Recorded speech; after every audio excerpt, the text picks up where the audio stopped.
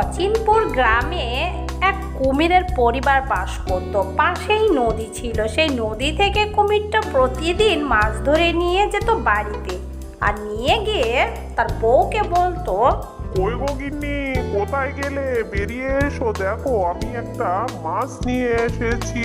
শোনো, তুমি এই মাছটা ভালো করে রান্না করো, আর আমাদের ছেলেকে মাছের মাথাটা দিও কিন্তু। আজ এই ছোট্ট একটা মাছ এনেছো যে? আর কি করব, বৃষ্টিও পড়ে না আগেকার মতো, আর বর্ষাও হয় না, মাছও হয় না, এরপর কি করে যে খাবো? বাবা, আমি তো অনেক বড় হয়ে গেছি, কাল থেকে আমি মাছ ধরতে যাব কিন্তু। ছেলের এই কথা শুনে বাবা মায়ের খুশি আর ধরে না। ভাবলো ও কি পারবে, সেটাও তার মা জিজ্ঞেস করলো, বাবা তুই কি পারবি? আচ্ছা ঠিক আছে, তাহলে যাস, সাবধানে যাস, ঠিক আছে?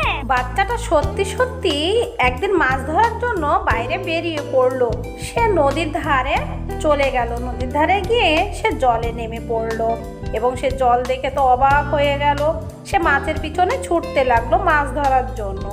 সে কত চেষ্টা করলো, কিন্তু মাছ একটাও ধরতে পারলো না। এদিকে ডাঙাতে একটা দুষ্টু শিয়াল বাস করে। সে তাকে দেখে খুব লোভ করলো খাওয়ার জন্য।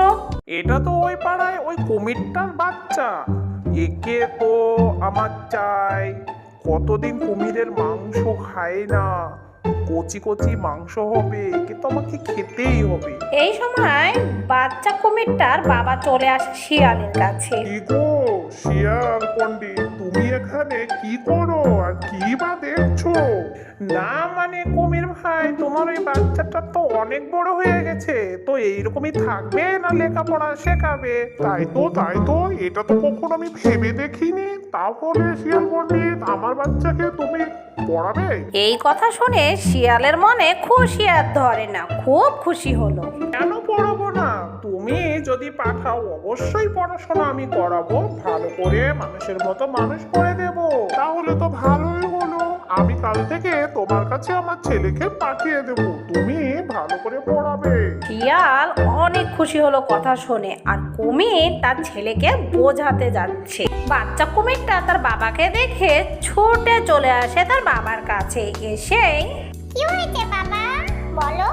শোনো, তোমাকে এই শিয়াল মামাটা পড়াবে আজ থেকে, তুমি পড়তে যাবে ওর কাছে।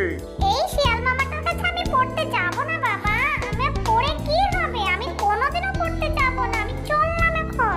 এখন আমি কি যে করি, ছেলে তো রাজি হলো না।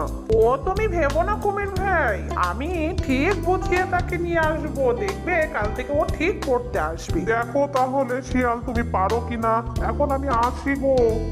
আচ্ছা ঠিক আছে, ওকে তো আমাকে ধরা দিতেই হবে।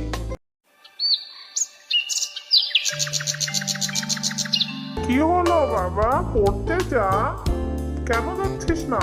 না বাবা, ওই শিয়ালের কাছে আমি পড়তে যাব না, আমার ভালো লাগে না শিয়ালকে। যা বলছি তবে রে, তোকে আমি কিন্তু মারবো ধরতে পেলে। দাঁড়া দাঁড়া বলছি, পালাচ্ছিস কোথায়? বাচ্চা কুমিরটা সে পালিয়ে গেল নদীর ধারে। এদিকে বাবা মা পিছন পিছন দৌড় দেয়। এখানে এসে ও হাঁপ ছেড়ে বাঁচে যে বাবা আমি বেঁচে গেছি, সেটাই বলেছে। কিন্তু এই সময় ও সামনেই দেখতে পেল সেই দুষ্টু শিয়ালকে। সে চকলেট নিয়ে তাকে লোভ দেখাচ্ছে। ও শিয়াল মামা, আমাকে চকলেটগুলো দাও না, আমি খাই। খাবি? দেবো তো তোকে, তোকে দেওয়ার জন্য তো নিয়ে এসেছি। চালাক শিয়াল তো সেই বাচ্চা কুমিরটাকে চকলেট দিয়ে লোভ দেখে চকলেটগুলো দিয়ে দিল খাওয়ার জন্য, আর তাকে বুঝিয়ে নিয়ে গেল পড়ানোর জন্য, আরো চকলেট দেবে এই কথা বলে। তুমি এখানে বসো, আমি একটা বই নিয়ে আসি। এই বলে তাকে বসিয়ে রেখে একটা বই আনতে গেল।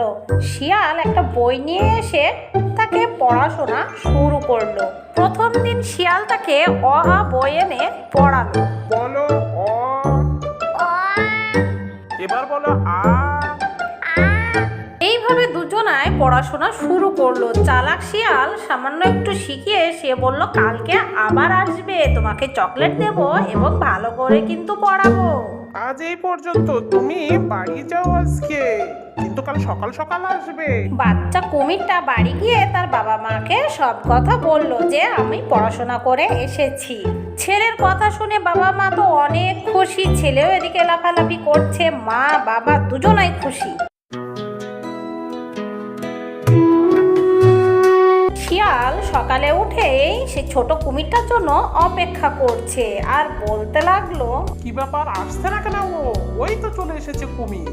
এদিকে বাচ্চাটার মা তার বাবাকে বলছে, ছেলে কিরকম পড়ছে, তুমি শিয়ালের কাছে গিয়ে দেখে এসো। হ্যাঁ গিন্নি, তাই তো, তুমি তো ঠিকই বলেছো, তাহলে আমি একবার গিয়ে দেখে আসি।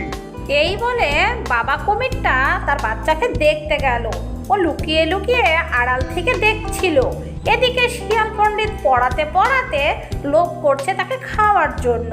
তাই সে উঠে দাঁড়িয়ে বলছে, আজ পড়াই এই পর্যন্ত, তোকে এবার আমি খাবো। শিয়ালের এই ব্যবহার দেখে বাবা কুমির তো অবাক হয়ে তাকিয়ে থাকলো।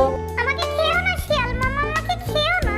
ওই চুপ বেটা, তোকে আমি কতদিন ধরে নজরে নজরে রেখেছি, তোকে আমি খাবো বলে, আজ তো ছাড়বো না। বাবা কুমিরটা এই কথা শুনে সে ছেলেকে বাঁচানোর জন্য শিয়ালের কাছে এগিয়ে গেল। শিয়াল বাবা কুমিরকে দেখে সে বাচ্চাকে ছেড়ে দিল। দুষ্টু শিয়াল, তুই এত বড় খারাপ, তুই আমার বাচ্চাকে খেতে যাচ্ছিস? মানে আমাকে কেটে পড়াই ভালো, এখান থেকে আমি পালাই।